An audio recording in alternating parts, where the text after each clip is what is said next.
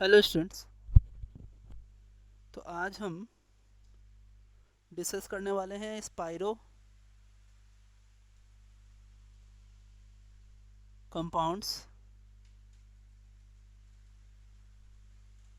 और spiro compounds के geometrical isomerism के बारे में डिस्कस करेंगे। ये किस तरीके से स्पाइरो कंपाउंड में ज्योमेट्रिकल आइसोमेरिज्म होता है, आइए देखते हैं।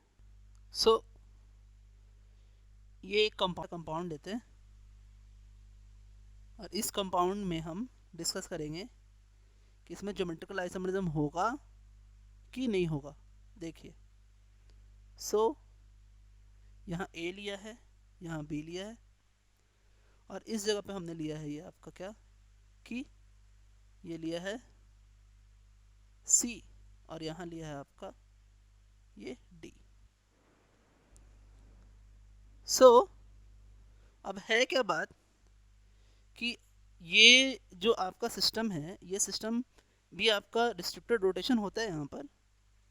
और अगर हम इसे कॉन्ट्रैक्ट करें, थोड़ा थोड़ा कॉन्ट्रैक्ट कर दे इसको यहाँ से फोर्स लगा करके इन दोनों जगह से, और यहाँ से हम कॉन्ट्रैक्ट करें तो ये अपने को एक एलीन जैसा दिखेगा, जिसमें हमने डिस्कस क्या किया था पहले कि जो आपके सब्स्टिट्यूएंट्स होते हैं यहाँ पर ए और बी जो होते हैं वो प्लेनर होते हैं, लेकिन सी और डी जो होते हैं वो आपके डायगोनली होते हैं, यानी इस प्लेन के परपेंडिकुलर होते हैं। इनके प्लेनर के ये दोनों क्या होते हैं, परपेंडिकुलर होते हैं।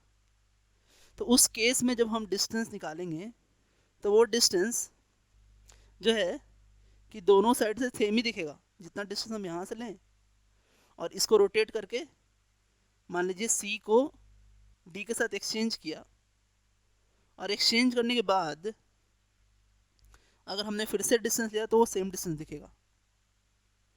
तो ये ऐसा जो आपका हो रहा है, तो इसकी वजह से यहाँ जी आई जो है वो शो नहीं करेगा। रीज़न ये है कि जी आई तभी शो करता है जब जो आपके सब्स्टिट्यूएंट्स हैं वो सेम प्लेन में हो। अगर डिफरेंट प्लेन में चले गए तो फिर जी आई शो नहीं करता है। अब अगर हम इसके बारे में थोड़ा डिस्कस करें, ये भी एक स्पाइरो है, लेकिन इस बार ये स्पाइरो जो है वो आपके ऐसे मेंबर का स्पाइरो है। अब ये जो स्पाइरो बनेगा ये आपका वो जो है कि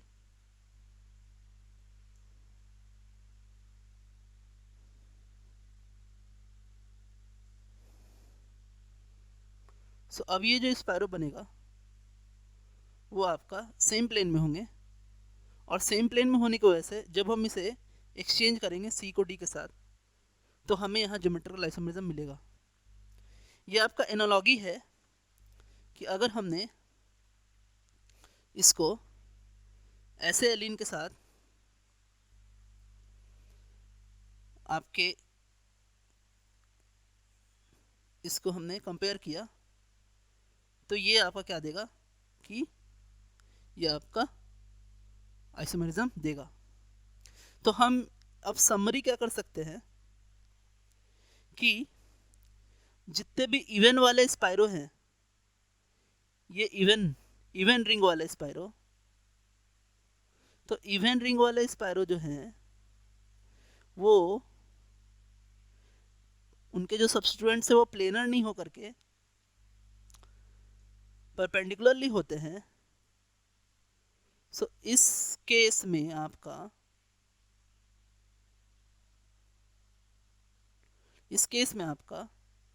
जी आई शो नहीं करेगा, चाहे वो 2 हो या आपके क्या हो 4 हो।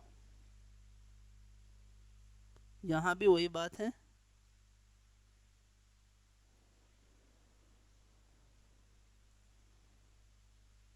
जी आई शो नहीं करेगा। लेकिन जैसे अगर हम ऑड वाले बात करें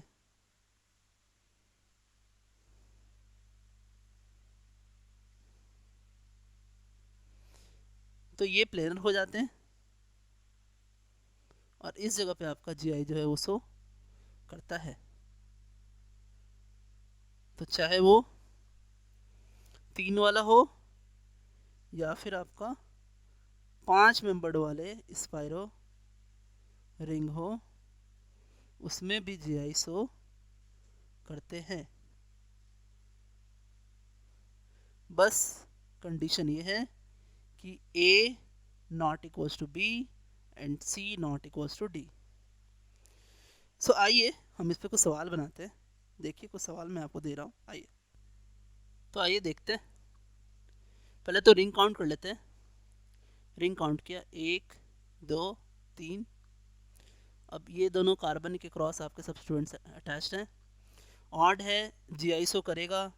एक कंडीशन और देख लेते हैं कि जो आपके कार्बन है उसके क्रॉस आपके ये दोनों सेम है क्या? नहीं। और यहाँ भी क्या ये दोनों सेम है? नहीं। तो इसलिए GI जो है वो शो करेगा। यहाँ पे 1 और 2 है, इवन है, यहीं पे कंडीशन नहीं आ रहा है अब, तो आपका आगे हम चेक करेंगे नहीं, तो ये GI शो जो है वो नहीं करेगा। अब एक इंटरेस्टिंग सवाल देखो आप, इसे अगर हम देखें, यहाँ पे भी इवन रिंग है, लेकिन यहाँ जो कार्बन हम ले रहे हैं वो एक यहाँ ले रहे हैं और एक यहाँ, इस सेम रिंग पे ही हम दोनों कार्बन से देख रहे हैं। अब देखें, अगर हम जानते हैं कि इस कार्बन 1 और इस कार्बन 2 के क्रॉस भी क्या है, जो रोटेशन है वो रिस्ट्रिक्टेड है। यहाँ पे भी रोटेशन रिस्ट्रिक्टेड है और उस केस में यहाँ इस कार्बन पर क्या हो रहा है कि यहाँ से अटैच जो आपके सब्स्टिट्यूएंट्स हैं, ये दोनों इसके क्रॉस वो सेम नहीं है, और इस कार्बन के क्रॉस भी जो सब्स्टिट्यूएंट्स हैं, यहाँ आपका CH3 है और यहाँ आपका H है, ये भी सेम नहीं है, तो यहाँ GI जो है वो शो करेगा। तो इस डबल 2 रिंग वाले में और इस 2 रिंग वाले में क्या डिफरेंस है? तो डिफरेंस ये है कि जो 2 सब्स्टिट्यूएंट्स हैं यहाँ, ये जो 2 सब्स्टिट्यूएंट्स हैं वो डिफरेंट रिंग पे हम चेक कर रहे हैं। ये रिंग 1 पे था और ये रिंग 2 पे था, लेकिन यहाँ हमने क्या किया है कि दोनों को सेम ही, जिस कार्बन के क्रॉस हमें GI शो करना है, जिन 2 कार्बन के क्रॉस हमें GI शो करना है वो सेम रिंग में है। यहाँ दोनों सेम रिंग में हैं, लेकिन यहाँ ये दोनों क्या है, डिफरेंट रिंग में है। तो ये इवन और ऑड वाला जो कंसेप्ट है वो डिफरेंट रिंग के सब्स्टिट्यूएंट्स के लिए है, डिफरेंट रिंग सब्स्टिट्यूएंट्स के लिए है। और यहाँ ये जो कंसेप्ट है ये सेम रिंग वाला है, और ये मैंने अर्लियर के क्लासेस में आपको बताया है अच्छे से। अगर आपने वो वीडियोस नहीं देखे तो आप वहाँ जाके देख सकते हैं कि हम इसे कैसे किस तरह से बनाते हैं। हम यहाँ पे जैसे मैंने आपको बताया कि सेम रिंग में हम दोनों कार्बन के सब्स्टिट्यूएंट्स को चेक करते हैं कि क्या दोनों सब्स्टिट्यूएंट सेम है क्या, यहाँ दोनों सब्स्टिट्यूएंट सेम है क्या, नहीं है, ये दोनों सेम नहीं है, तो यहाँ इसके क्रॉस आपका ज्योमेट्रिकल आइसोमरिज्म होगा। और यहाँ भी इस कार्बन के क्रॉस जो 2 सब्स्टिट्यूएंट्स है वो भी सेम नहीं है, तो यहाँ दोनों नहीं है, इसलिए GI शो करेगा। अब आगे अगर हम देखें यहाँ पर, हमने चेक करना है, ये आपका ऑड रिंग है 1 2 और 3, और यहाँ पर हमें दिख रहा है कि ये जो स्पाइरो है यहाँ पर आपके यहाँ हम कोई कंपेयर नहीं कर रहे हैं, हमारा कंपेरिजन जो है वो यहाँ हो रहा है।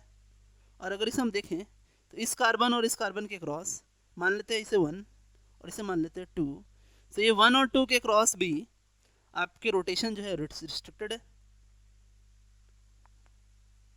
और रिस्ट्रिक्टेड रोटेशन होने के साथ साथ अगर हम इसके क्रॉस एक लाइन ऐसे लें और फिर देखें कि क्या ये दोनों सेम हैं, नहीं, क्या ये दोनों सेम हैं, नहीं, यानी GI पॉसिबल है।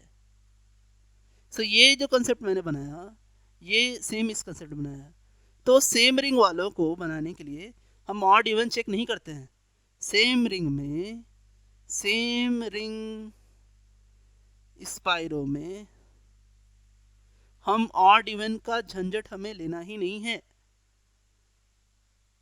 अगर सब स्टूडेंट डिफरेंट डिफरेंट लिंक पर अटैच्ड हैं तो हम ऑड इवन लेते हैं और फिर बनाते हैं। तो आज के लिए students, thanks, have a nice day.